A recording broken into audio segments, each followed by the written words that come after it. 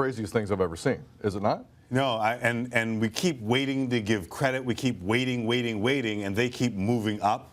I mean, it's going to end at some point, unless it doesn't. Vegas insider, Golden Knights insider, Gary Lawless, may also be a Vegas insider, if you know what I mean, at this Winnipeg point. Legend. Winnipeg legend. I know, I'm burying the resume. Gary, long time no speaker on Tim and Sid. Thanks for joining us. Hey, fellas, how's it going? Very good. Just to let people at home know, Gary is physically on a plane right now. Gary, is that correct? Heading to St. Louis? I am on Air Vegas Golden Knights. We're getting ready to take off here. We've got a game in St. Louis tomorrow and then Chicago on Friday night. So big back-to-back against a couple Central Division beasts. Yeah. And just for everyone across Canada, the temperature in Vegas today was what? It's around 60 degrees. I made a tea time for a couple of buddies, and they just sent me a picture a few minutes ago. They met the cart person, and they found out that they have tequila on that cart, and tequila. All's That's good. Great. Yeah. Are you playing at the TPC Everyone Can Suck It? Is that the course you guys are playing at right now? Don't answer that question, Gary. I really love it. Love the fact that you're part of this. All right, first things first. Because we've been on the periphery of the story for a bit. We haven't been able to sink our teeth into it. Gary, realistically, no one in that organization, honestly, saw this coming, right? One more time, fellas. How surprising is this, Gary, is basically what I'm asking you. Oh, yeah. It's, obviously we're first place in the Western Conference. We're an expansion team. It's blow your mind. It's shocking. This isn't the script that anyone expected. The prevailing question prior to the season was, how bad is Vegas going to be? And now all of a sudden the question is, how far can they go? This has been a dramatic change in fortunes, and it's been super exciting. Last night was the 9th time there were more than 18,000 people at T-Mobile. The building seated capacity, fixed seated capacity, is 17,400-ish. Right. But they've got a ton of standing room. 9 times now in Vegas, they've had over 18,000. It's become, and they won their 8th game in a row. The story on the ice and off the ice is remarkable.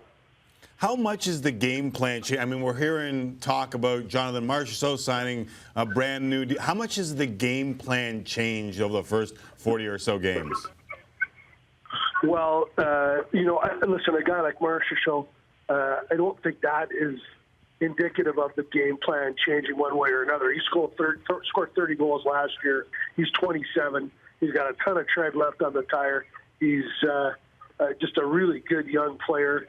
So if the rumors are indeed accurate and a deal does get done, then that's not part of a change in the plan. But George McPhee has been consistent in saying, yeah, we got a plan, but this is the National Hockey League, and that plan changes every day. And I think if Vegas is securely in a playoff position when the trade deadline comes, that's going to be really hard to take this team apart.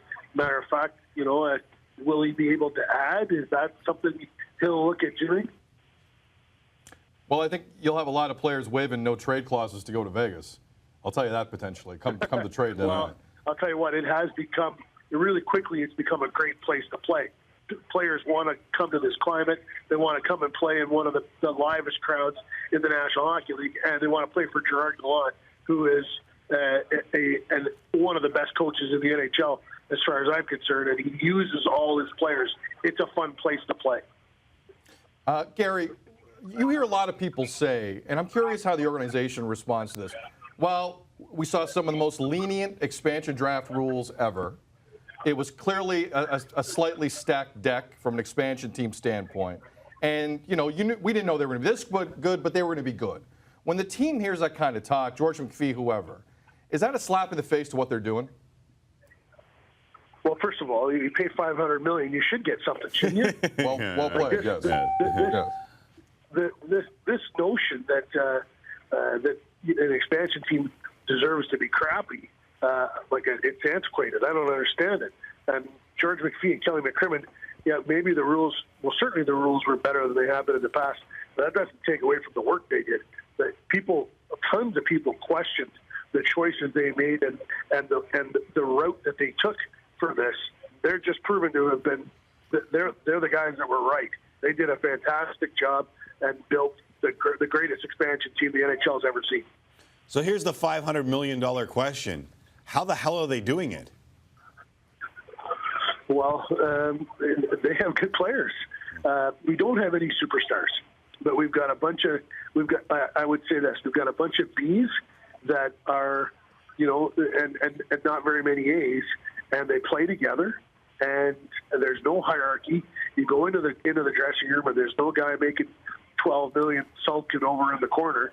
It's a whole bunch of guys kind of, making middle of the road NHL salaries and playing for bigger contracts and playing for security and playing to erase sort of that tattoo of expansion draft player. They don't want to be known as that. They want to be known as the inaugural Vegas Golden Knights, the team that went to the playoffs and did some damage.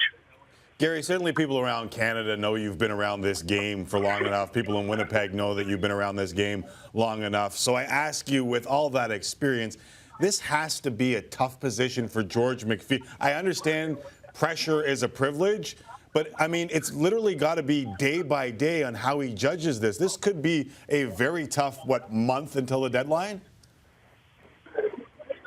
I think that George, obviously had a ton of pressure in Washington with a team that, that he built and that never had the playoff success that he would have liked to have had. He's enjoying it.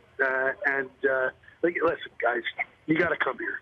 It's just really fun to be around. It's the building is loud. It's enthusiastic. The surroundings. It's the best sports hospitality entertainment district in the world, bar none. Obviously, nothing is close to what surrounds T-Mobile Arena, and the team is winning, and the players are fun to be around. They're a good group. George is having a ton of fun, and what will come of this, and what he's going to have to do.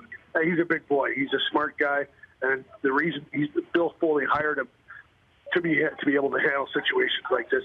He's enjoying the moment. Gary, finally, are you upset that the moment you leave Winnipeg, the Jets are a first-place team?